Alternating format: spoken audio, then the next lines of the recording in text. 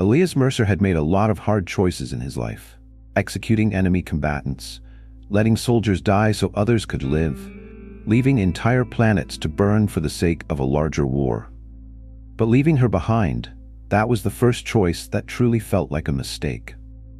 The iron resolve cut through the darkness of space, its engines burning hot as it put as much distance as possible between itself and the Ghost Fleet. The ship's crew was running at full battle readiness, but no alarms blared. No warnings flashed across the command consoles. Because for the first time, there wasn't a battle to fight. They had lost. The war room, the iron resolve. Mercer stood at the center of the war room, arms crossed, eyes locked on the holographic display. The Praxis 9 system had gone completely dark. The Ghost Fleet had vanished, just as suddenly as it had appeared. Carrick stood opposite him, silent and still, his towering reptilian frame radiating tension. His emerald green scales shimmered under the low lighting, but his yellow, slit-pupil eyes remained unreadable. Neither of them spoke, because there was nothing to say. Finally, Vasquez's voice echoed in Mercer's head. "Let's go." The way she had commanded the hive to let them leave. The way the pale hand had obeyed her like she was already one of them, and the look she gave him before they left. Not anger, not fear. Acceptance. Like she knew she wasn't coming back. Carrick's deep voice finally broke the silence. "You should have killed her." Mercer's jaw tightened. She was still Vasquez. She was. Carrick's mandibles twitched, his voice low. "She is not anymore." Mercer didn't know if that was true. That was the worst part. Vasquez had been infected with something old, something alien, and now she was part of it, but she had still let them go. No, not just let them go, ordered them to go. And that meant what? Was she protecting them? Or was she setting them up for something worse? Mercer rubbed his temples. He needed answers, but the only person who had them was gone. The tension on the ship. The moment the iron resolve left Praxis 9, everything changed. The crew felt it, the silence, the unspoken tension hanging in the air, because Sarah Vasquez, one of them, was still out there. And they all knew what she had become. Mercer felt the shift immediately. His officers followed orders, but there was doubt behind their eyes. Lieutenant Carson, his second in command, was the first to speak up. "We all saw what she did," he said stiffly, standing at attention in the bridge's command pit. "You saw it too, sir." Mercer didn't answer. Carson hesitated. "So, is she still one of us?" Every officer on the bridge froze. They were waiting for his answer. Mercer clenched his jaw. He couldn't afford uncertainty. "Yes," he lied. Carson nodded sharply. The others relaxed, just a little. But Mercer wasn't blind. The moment he said it, he knew what they were really thinking. "If she ever comes back, we won't hesitate to put her down." And Mercer didn't know if he would stop them. The unanswered question. The war room was dim, the holographic displays casting long shadows. Carrick stood in the corner, silent. Mercer had barely spoken to him since they left Praxis 9, because Mercer knew what Carrick was going to say. And he wasn't ready to hear it, but Carrick spoke anyway. "You hesitate?" Mercer exhaled slowly. "No, I don't." Carrick's yellow eyes narrowed. "You did not hesitate to destroy the Pale Hand. You did not hesitate to kill for survival." Mercer clenched his fists. "She isn't the Pale Hand." "She is now." Mercer turned, glaring at him. "If she wanted us dead, she could have ended us the moment she took control of the fleet." Carrick tilted his head slightly. "Then why didn't she?" Mercer didn't know. Maybe Vasquez had been fighting back. Maybe she still was. Or maybe she was just playing the long game. But Carrick wasn't done. "She is not like other humans anymore." His voice was low. "She is more. And you must decide if she is still your ally." His yellow eyes darkened. "Or your enemy." Mercer swallowed hard. Because that was the real problem. Vasquez wasn't just infected. She was connected. To the Pale Queen. To the Hive. And that meant she might be listening right now. The new transmission, the ship's AI chimed through the speakers. "Incoming transmission, unknown origin." Mercer and Carrick snapped to attention. The holographic display flickered, static, distorted images until finally the feed cleared. And Mercer's blood ran cold. The Ghost Fleet was back. A new system, a new battlefield. But that wasn't the worst part. A single figure stood at the center of the transmission. Vasquez. Or what used to be her. She still looked like herself. Same green eyes, same scarred cheek, but her face was too calm, and her veins were glowing brighter than before. She smiled. "Hello, Mercer." Mercer's hands tightened into fists. "Vasquez." She cocked her head slightly, her voice smooth, eerily gentle. "You're looking for answers." Mercer didn't respond. Vasquez's glowing green eyes locked onto him. "I can give them to you." The war room was dead silent. The crew was listening. Carrick stood still as stone, watching her like a predator. Then Vasquez's voice lowered. "Come to me." Mercer's pulse pounded. She was luring them in. It was a trap. It had to be. And yet, something inside Mercer told him she was telling the truth. She was still in there, wasn't she? Vasquez smiled slightly, as if she could hear his hesitation. Then she whispered, almost kindly, "I'll be waiting." The transmission cut out. The war room was silent. Then Carrick spoke. "We cannot go." Mercer didn't look at him. Because he already knew. He was going anyway. Elias Mercer had made his decision, and now his crew was turning against him for it. The war room was still heavy with the silence left by Vasquez's transmission. Her words, "Come to me," hung in the air like an unspoken threat, or worse, an invitation. Mercer didn't hesitate. He knew he had to go after her. But as he turned to give the order, the entire room stood still. And in that moment, he realized something terrifying. His people didn't trust him anymore. Mutiny in the making. Lieutenant Carson was the first to step forward. "Sir," he started, his voice carefully controlled, "with all due respect, this is insanity." Mercer's ice blue eyes flicked to him. "Elaborate." Carson straightened, his jaw tight. "We all saw what happened. Vasquez is gone. Or worse, she's something else now." Murmurs rippled through the officers around him. They were watching Mercer closely, waiting for his reaction. Mercer exhaled slowly. "You think she's beyond saving?" "I think she's leading us into a trap," Carson said. "We should be running, not going after her." Mercer's gaze swept over the gathered crew. He could see it in their faces, the fear, not of Vasquez, of him. Because he wasn't running, because he was choosing her over them, over reason. Carrick's deep voice cut through the tension. "The lieutenant is correct." Mercer turned to him, his expression unreadable. "You agree with them?" Carrick's yellow, slit-pupil eyes locked onto him. "I agree that this path leads to our deaths." The war room fell silent. Carrick stepped forward, his towering 7'5" reptilian frame looming over Mercer. "We should not follow her. She is not what she was." Mercer held his ground. "I don't believe that." Carrick's mandibles twitched. "Because you do not want to believe it." Mercer clenched his fists. "She let us go." Carrick's voice was low. "Perhaps. Or perhaps she was not ready to claim us yet." That hit deep, because the truth was, Mercer didn't know. He wanted to believe Vasquez was still in control, that she wasn't gone, just changed. But Carrick's was right about one thing. They were walking straight into the unknown, and it might be the last mistake they ever made. A choice no one wanted. Mercer turned back to the gathered officers. "This isn't a debate," he said flatly. "I'm going after her. You're either with me, or you're not." Carson hesitated. Then, "I can't follow this order." The words landed like a gunshot. Mercer's expression hardened. "You're refusing a direct command?" Carson stood his ground. "I am." Mercer's pulse pounded. This was it. The moment where the crew split in two. Then another voice spoke. "He's right." It was Lieutenant Hale, one of Mercer's best tacticians, then another officer, and another. One by one, people stepped away from Mercer. Not because they hated him, but because they didn't trust him anymore. Not after Vasquez, not after what she had become. Finally, half the room had sided against him. Mercer's stomach twisted. It wasn't a full-blown mutiny. Not yet. But it was close. Lines are drawn. Mercer scanned the faces of the remaining officers, the ones who still stood with him. Among them, Sergeant Darius Reed, a veteran soldier built like a war machine, with a face covered in battle scars and a rifle always within reach. Reed spoke, his voice a deep growl. "I'll follow you, Captain." Others nodded, stepping forward, loyal, unwavering. But it wasn't enough. Half the crew wanted to turn back, half wanted to press on, and that meant Mercer had to choose. "Any man or woman who doesn't want to be on this mission," he said slowly, "can take a shuttle and leave. I won't stop you." The room held its breath.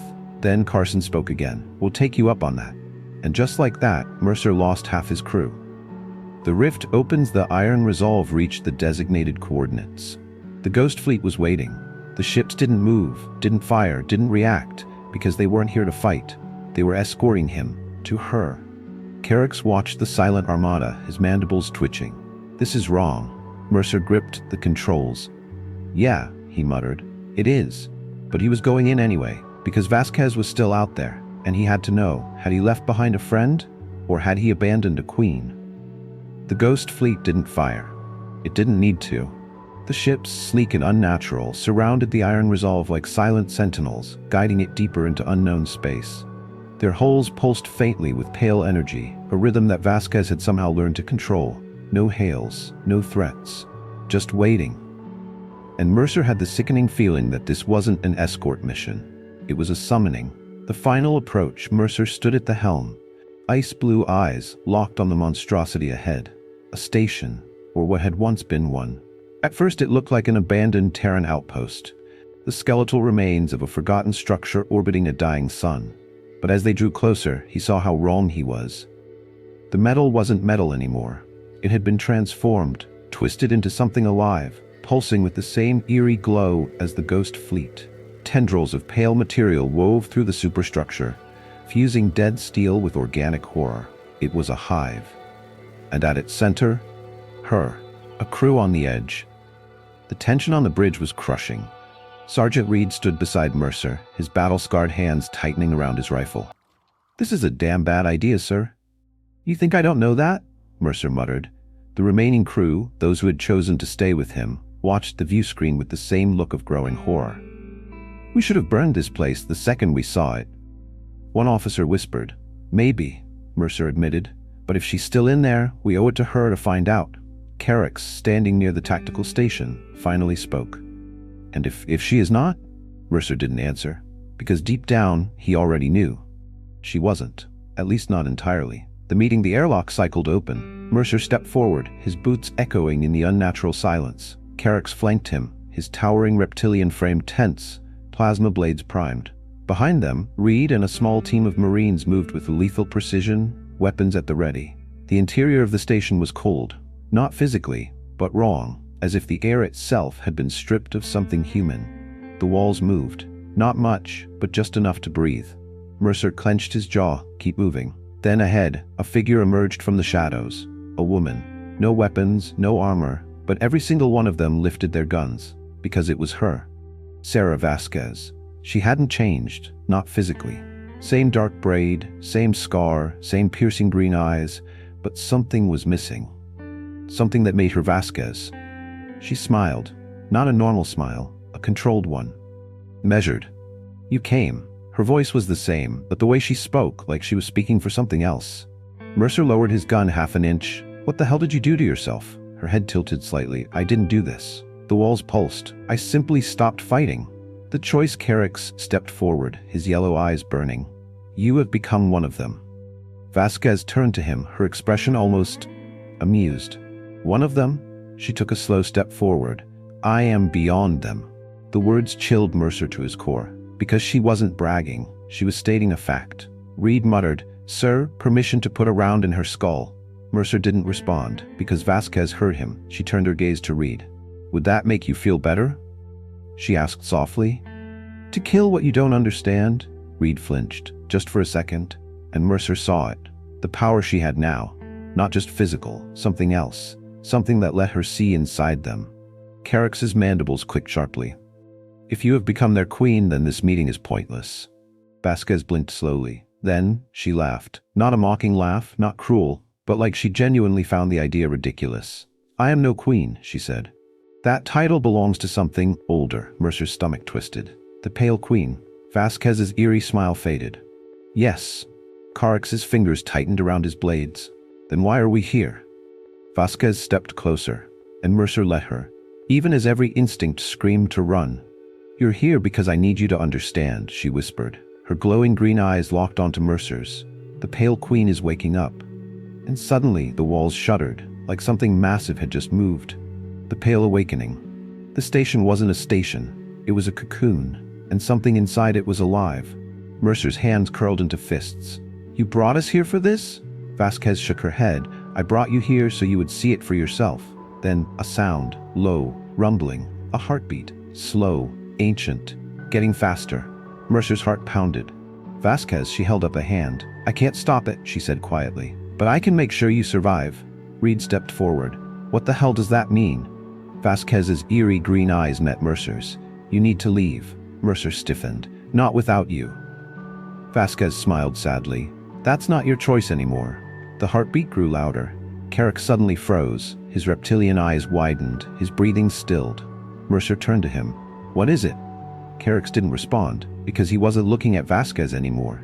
He was looking past her, at something in the darkness, something massive, something that had just opened its eyes. And the entire station shook. The station trembled, not from an explosion, not from weapons fire, from something waking up. The low, unnatural heartbeat pulsed through the walls, growing stronger, faster, deeper. The ground shook beneath Mercer's boots. The lights dimmed, flickering erratically, casting twisted shadows along the walls. And Vasquez just stood there, calm, watching it happen. Mercer grabbed her by the arm. "We are not leaving you here." Her eerie green eyes locked onto his. Not angry, not afraid, just resigned. "You don't have a choice," she whispered. "The Queen awakens." A sound impossibly deep vibrating through Mercer's skull. It wasn't just noise, it was a voice, not words, something older than words. Carrick froze, his yellow reptilian eyes wide, his entire massive emerald-scaled body tensed. Mercer saw something he had never seen before. Fear. Carrick never feared anything, but whatever this was, it was beyond war, beyond death. This was something ancient. Something that should have never woken up. Mercer turned his gaze past Vasquez, into the pulsing darkness beyond, and he saw it. The Pale Queen. Not a person, not a creature. Something more. Something impossible. A colossus of shifting, bone-white armor and liquid flesh, unfurling from the walls of the station like it had been part of them all along. It had no face, just a shifting void of blackness, a crown of pale tendrils extending from its elongated skull. And when it looked at Mercer, it wasn't with eyes, it was with understanding. It knew him, knew all of them, and worst of all, it had been waiting. "Run or fight. Mercer, we need to go." Reed shouted, his voice edged with panic. The Marine stepped back, weapons raised, but useless. Carrick's mandibles flared, his twin plasma blades igniting, their violet glow a flickering defiance against the godlike horror before them. But Vasquez just shook her head. "You can't fight her." Mercer's hands tightened into fists. He wasn't a man who ran. He wasn't a man who bent to fear. But this? For the first time in his life, Mercer felt completely powerless. The Pale Queen didn't attack, because she didn't have to. She was waiting, and then she spoke. Not in sound, in thought. A voice inside Mercer's mind, heavy and ancient, layered with something that felt like the weight of eternity itself. "Elias Mercer, we see you." Mercer's blood ran cold. This thing, this entity wasn't just some monster. It knew his name. It knew what he was. A human, a survivor, a problem. And that was when Mercer understood. The Pale Queen had never feared humans. She had desired them. Because humanity was something she couldn't control, something she needed to consume. And Vasquez? She was just the beginning. The last warning. Vasquez turned to Mercer. "I told you to leave." Her veins were glowing brighter now, like she was part of the station itself. Like she was part of the Pale Queen. "I can hold her back, but not for long." Mercer's jaw tightened. "Come with us," he ordered. Vasquez smiled sadly. "I can't." A deep rumbling echoed through the chamber. The station was collapsing. Carrick moved first, grabbing Mercer's shoulder. "This is our last chance." Reed and the remaining Marines started running back toward the airlock. Mercer stayed for half a second longer, staring at Vasquez, his oldest friend, his best soldier, the woman he had left behind. And now he was doing it again. "Vasquez." She lifted her hand, not in aggression, in farewell. "Go." Mercer clenched his fists, then he turned and ran. The escape. The Iron Resolve's engines roared as it pulled away from the collapsing hive. The Pale Queen didn't follow. She didn't need to, because Mercer had seen the truth. She wasn't just in the station. She was everywhere now. She had been waiting for them. And Vasquez? She was still inside, still fighting, but for how long? The Ghost Fleet vanished, and the Iron Resolve drifted in silence. Because this war wasn't over, it was just beginning. Epilogue. The transmission. Days later, Mercer sat alone in his quarters, staring at the black screen of his terminal. He hadn't slept, hadn't spoken, because every time he closed his eyes, he saw her face. And then the transmission came through, a private channel, untraceable. Mercer's breath hitched as he saw the sender, Sarah Vasquez. He opened it. Her face appeared, green eyes glowing faintly in the dim light. She wasn't smiling. "Mercer." His fingers tightened on the desk. Her voice was steady, but something was different now. "I don't have much time." Mercer's pulse pounded. "Vasquez," she blinked, and for the first time she afraid. "She's awake." A beat of silence. Then a whisper. Not Vasquez's voice, something behind her. Behind her. Something bigger, something watching him, a sound like breathing. And then the transmission cut to black. Mercer's hands shook, because he knew what the message really meant. Vasquez was still fighting, but she was losing, and when she finally lost, the Pale Queen would come for all of them.